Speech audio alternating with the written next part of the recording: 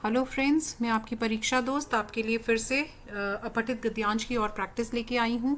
I hope आप तीनों जो अपने प्रश्न पत्र है उसके तीनों क ख ग खंडों की अच्छे से प्रैक्टिस कर रहे हैं। तो चलिए हम शुरू कर रहे हैं अब अपठित गद्यांश। समाज में सर्वाधिक ताकत यदि किसी के पास है तो वह युवा वर्ग के पास है, लेकिन ताकत सदैव अग्नि के समान होती है और अग्नि के दो ही प्राकृतिक रूप विद्यमान हैं। एक रूप तो यह कि अग्नि जला सकती है, इस कदर जला सकती है कि सारे विश्व को राख के ढेर में बदल दे, और दूसरा रूप यह है कि अग्नि प्रकाश दे सकती है, यह इस कदर प्रकाशित कर सकती है कि सारे विश्व का अंधकार समाप्त कर दे। मनुष्य एक बुद्धिमानी प्राणी है जो इन दोनों का प्रयोग अपने हित के लिए करना जानता है। यदि रोटी को बिना तवे की सहायता से सेका जाए तो रोटी सिक नहीं पाएगी बल्कि जल जाएगी। जिस प्रकार मनुष्य को रोटी बनाने के लिए तवे की जरूरत पड़ती है, ठीक उसी प्रकार से ताकत का इस्तेमाल करने के लिए संयम की आवश्यकता होती है। जिस प्रकार तवा रोटी को जलने से बचाता है, रोटी को पकने में मदद करता है, उसी प्रकार संयम ताकत का सही दिशा में प्रयोग करना सिखाता है, सृजन करने में मदद करता है। ताकत का आप जिस देश में प्रयोग करेंगे, जिस दशा में प्रयोग करेंगे, वह उसी दशा में रंग दिखाएगी। किंतु इतना समझ लीजिए कि जिस प्रकार अग्नि को विनाशक बनाना आसान है, सृजनकर्ता बनाना कठिन है, उसी प्रकार ताकत के प्रयोग से विनाश करना आसान है, लेकिन निर्माण करना अत्यंत मुश्किल। तो काफ़ी इजी पैराग्राफ है, बहुत इजीली समझ आ गया है कि वो क्या कहना चाह रहा है। क्वेश्चंस को देखते हैं। समाज का सर्वाधिक शक्तिशाली वर्ग है पुरुष वर्ग, किशोर वर्ग, युवा वर्ग, मजदूर वर्ग। तो हमारे पास सबसे सर्वाधिक ताकत यदि किसी के पास है तो वो है युवा वर्ग के पास। तो ग ऑप्शन को हम टिक कर देंगे। राख के ढेर में बदलने वाली गर्मी, ये क्या कह रहा है? अग्नि के दो रूपों से तात्पर्य है राख के ढेर में बदलने वाली गर्मी, भोजन पकाने वाली, अंधकार को खत्म करने वाली, बलवान और प्रकाश वाली, जलाने और प्रकाश देने वाली। तो दो रूपों से हम बात कर रहे हैं, दो रूपों के तात्पर्य देखिए। एक रूप तो है वो अग्नि जो जला सकती है, दूसरी जो अग्नि प्रकाश दे सकती है। देखिए दो रूप बताए ना, एक रूप ये और दूसरा रूप यह है। तो जला सकने वाली और प्रकाश देने वाली। तो घ ऑप्शन जो है हम टिक कर देंगे, ये हमारी सही ऑप्शन है। ताकत का सही इस्तेमाल करने के लिए आवश्यकता होती है। तो बताइए कौन ताकत का सही इस्तेमाल करने के लिए क्या आवश्यकता होती है? ताकत का सही इस्तेमाल हम बात कर रहे हैं जल्दबाजी की, संयम की, समय की, मनुष्य की। तो हमें किसकी आवश्यकता है? संयम ताकत की सही दिशा में प्रयोग करना सिखाता है। संयम ताकत का सही दिशा में प्रयोग करना सिखाता है, संयम की। ठीक है, तो हमने अपने कीवर्ड्स को ढूंढना है और हमें आंसर्स मिलते चले जा रहे हैं। ताकत के प्रयोग से आसान हो जाता है रोटी सेकना, साहस करना, निर्माण करना, विनाश करना। तो हम बिल्कुल बात कर रहे हैं कि अगर हम ताकत का सही प्रयोग करते हैं, क्योंकि देखिए उसने बिल्कुल क्लियर बताया हमें कि अगर हम सही दिशा में उसका प्रयोग करेंगे तो सृजन करने में, मतलब हम निर्माण करने में उसको लगा सकते हैं। उसकी दशा जो है वो हम निर्माण करने में हम उसको यूज़ कर सकते हैं, अदरवाइज हम विनाश करेंगे। अगर हम गलत दिशा में यूज़ करते हैं तो हम विनाश करेंगे। तो ताकत का हमेशा जो उपयोग है वो सही दिशा में होना चाहिए। संयम का इस्तेमाल करके हम उसकी सही दिशा देख सकते हैं कि कौन सी है। गद्यांश का उचित शीर्षक होगा ताकत का सही प्रयोग, अग्नि और हम, अग्नि के उपयोग, साहस भरी जिंदगी। तो बिल्कुल क्लियर कट हम बात कर रहे हैं कि अगर हम ताकत का, देखिए इस पूरे पैराग्राफ में हमने किया ही यही है कि अग्नि का बताया है कि सही प्रयोग करते हैं तो वो सृजन के लिए काम आती है, प्रकाश देती है, और अगर हम उसका गलत उपयोग करते हैं तो वो जला सकती है। तो इसी तरह हम ताकत की बात कर रहे थे कि वो विश्व के निर्माण में भी काम आ सकती है और विनाशकारी भी हो सकती है।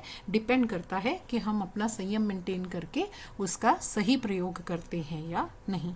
ये हमारा पैराग्राफ था, और जैसे ही हमने कीवर्ड्स को ध्यान में रखा, हमें बहुत इजीली हमारे ऑप्शंस मिलते चले गए। एक और पैराग्राफ कर लेते हैं। अपने इतिहास के अधिकांश कालों में भारत एक सांस्कृतिक इकाई होते हुए भी पारस्परिक युद्धों से जर्जर होता रहा। यहाँ के अनेक शासक अपने शासन कौशल में धूर्त एवं असावधान थे। समय समय पर यहाँ दुर्भिक्ष, बाढ़ तथा प्लेग के प्रकोप होते रहे जिससे हजारों व्यक्तियों की मृत्यु हुई। जन्मजात असमानता धर्म संगत मानी गई, जिसके फलस्वरूप तथाकथित दबे कुचले व्यक्तियों का जीवन अभिशाप बन गया। इन सब के होते हुए भी हमारा विचार है कि पुरातन संस्कार में के किसी भी भाग में मनुष्य के मनुष्य से तथा मनुष्य के राज्य से ऐसे सुंदर एवं मानवीय संबंध नहीं रहे थे। किसी भी अन्य प्राचीन सभ्यता में गुलामों की संख्या इतनी कम नहीं रही जितनी भारत में, और ना ही अर्थशास्त्र के समान किसी प्राचीन न्याय ग्रंथ ने मानवीय अधिकारों की इतनी सुरक्षा की। मनु के समान किसी अन्य प्राचीन स्मृतिकार ने युद्ध में न्याय के ऐसे उच्च आदर्शों की घोषणा भी नहीं की। प्राचीन भारत में युद्धों के इतिहास में कोई भी ऐसी कहानी नहीं है जिसमें नगर के नगर तलवार के घाट उतारे गए हों अथवा शांति प्रिय नागरिकों का सामूहिक वध किया गया हो। असीरिया के बादशाहों की भयंकर क्रूरता जिसमें वे अपने बंदियों की खालें तक खिंचवा लेते थे, प्राचीन काल में पूर्णतः अप्राप्य है। निस्संदेह कहीं कहीं क्रूरता एवं कठोरता पूर्वक व्यवहार था, परंतु अन्य प्रारंभिक मानवीयता है।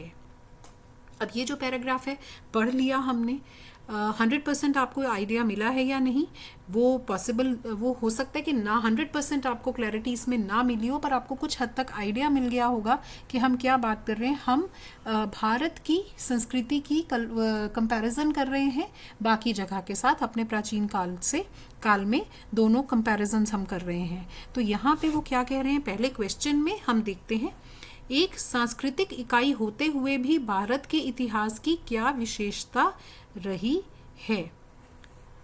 अपने इतिहास के अधिकांश कालों में से एक सांस्कृतिक इकाई होते हुए भी पारस्परिक युद्धों से जर्जर होता रहा। तो सांस्कृतिक इकाई थी लेकिन क्या क्या होता रहा, उसको पारस्परिक युद्ध से जर्जर होते रहना पड़ा। तो पहले उसमें ही हमारे पास इसकी चॉइस मिल रही है। जन्मजात असमानता को धर्म संगत मानने से नीचे कुल के व्यक्तियों का जीवन कैसा हो गया। अब हमें असमानता, ये हमारा कीवर्ड है, ठीक है, जिसके फलस्वरूप तथाकथित दबे कुचले व्यक्तियों का जीवन अभिशाप बन गया। तो उनका जीवन कैसा हो गया, उनका जीवन अभिशाप बन गया, ठीक है। अर्थशास्त्र क्या है, प्राचीन धर्म ग्रंथ, मानवीय अधिकारों का प्रामाणिक लेख, मानवीय अधिकारों की एक पुस्तक, मानवीय अधिकारों का प्राचीन ग्रंथ। हम देखिए क्या कह रहे हैं कि जब हम प्राचीन सभ्यता में देखते हैं तो ये अर्थशास्त्र की जो बात है ये देखिए यहाँ पे आ रही है, इसीलिए मैंने यहाँ से शुरू किया है कि किसी भी अन्य प्राचीन सभ्यता में गुलामों की इतनी कम संख्या नहीं रही जितनी भारत में थी, और ना ही अर्थशास्त्र के समान किसी प्राचीन न्याय ग्रंथ ने मानव अधिकारों की इतनी सुरक्षा की कि बहुत से प्राचीन न्याय ग्रंथ बने होंगे, लेकिन जैसी सुरक्षा मानवीय अधिकारों की अर्थशास्त्र ने की ऐसी किसी ने भी नहीं की। तो इसका मतलब ये क्या था, अर्थशास्त्र क्या था, ये मानवीय अधिकारों की एक किताब थी, इसने उतनी सुरक्षा की जितनी किसी भी और प्राचीन न्याय ग्रंथ ने नहीं की। तो प्राचीन धर्म ग्रंथ नहीं, मानवीय अधिकारों का प्रामाणिक लेख नहीं, मानवीय अधिकारों की एक पुस्तक, मानवीय अधिकारों का प्राचीन ग्रंथ नहीं। हम तो ग्रंथों के साथ उसे कंपेयर कर रहे हैं कि जिस तरीके से अर्थशास्त्र में मानवीय अधिकारों की सुरक्षा की, ऐसी तो किसी पुराने न्याय ग्रंथ ने भी नहीं की होगी। प्राचीन भारत में क्या अप्राप्य है, क्या नहीं मिलता, तो ये देखिए अप्राप्य हमारा जो वर्ड है वो यहाँ आ रहा है। असीरिया के बादशाहों की भयंकर क्रूरता जिसमें वे अपने बंदियों की खालें तक खिंचवा लेते थे, तो मतलब ऐसा जो है भारत में सुनने को बहुत ज़्यादा नहीं मिला। तो बादशाहों की क्रूरता एवं बंदियों के प्रति उनके अत्याचारों के प्रमाण भारत में अप्राप्य हैं, क्योंकि वो कह रहे हैं निस्संदेह कहीं कहीं क्रूरता एवं कठोरता पूर्वक व्यवहार था, परंतु अन्य प्रारंभिक मानवीयता है। तो अगला क्वेश्चन भी ऐसा ही है, देखिए, हमारे प्राचीन सभ्यता की सर्वाधिक महत्वपूर्ण विशेषता है उसकी मानवीयता, उसकी संवेदनशीलता, उसके मानवीय संबंध, उसकी भावनाएं। हमें जो वर्ड दिया गया है वो है मानवीयता, कि हमने कहीं ना कहीं एक लेवल तक इंसानियत को मेंटेन किया है, वही हमारी संस्कृति में हमेशा नज़र आता रहा है। ठीक है बच्चे, तो हमने हमेशा ऐसे भी एग्जाम्पल्स किए हैं जहाँ पे आपको पैराग्राफ बहुत क्लियरली समझ आ रहा है, आप ऑप्शन टिक कर पा रहे हैं, और दूसरे ऐसे भी करे हैं हमने जिसमें आपको हर वर्ड का मीनिंग नहीं समझ आ रहा, 100% पैराग्राफ क्या है वो नहीं समझ आ रहा, उसके बावजूद भी एक पैराग्राफ की फील लेने के बाद कीवर्ड्स को आइडेंटिफाई करके पैराग्राफ में उसे ढूंढने से आई एम वेरी श्योर आपको आपके सही MCQs को टिक करने का रास्ता मिल ही जाता है। ठीक है, तो आपको मैं इसीलिए पैराग्राफ बहुत ज़्यादा एक्सप्लेन कर भी नहीं रही हूँ, मैं ये मान के मैं अपने आप को आपके लेवल पर ही लाके कि आपको फर्स्ट रीडिंग में जितना समझ में आएगा तब भी अगर आपको MCQ करने पड़े तो आप कैसे कर सकते हैं, मैं उसी की प्रैक्टिस आपको करवा रही हूँ। ठीक है, पर कोशिश वैसे होनी चाहिए कि अगर आप अपनी रीडिंग हैबिट्स को इतना डेवलप करें कि अगर थोड़ा सा कुछ टेक्निकली भी लिखा हो तो आपको समझ आ जाए। पर अभी एग्जाम्स के लिए आप जो ये टेक्निक मैं आपको समझा रही हूँ आप इसको फॉलो कर सकते हैं। ठीक है, चलिए तैयारी करते रहिए, ऑल द बेस्ट।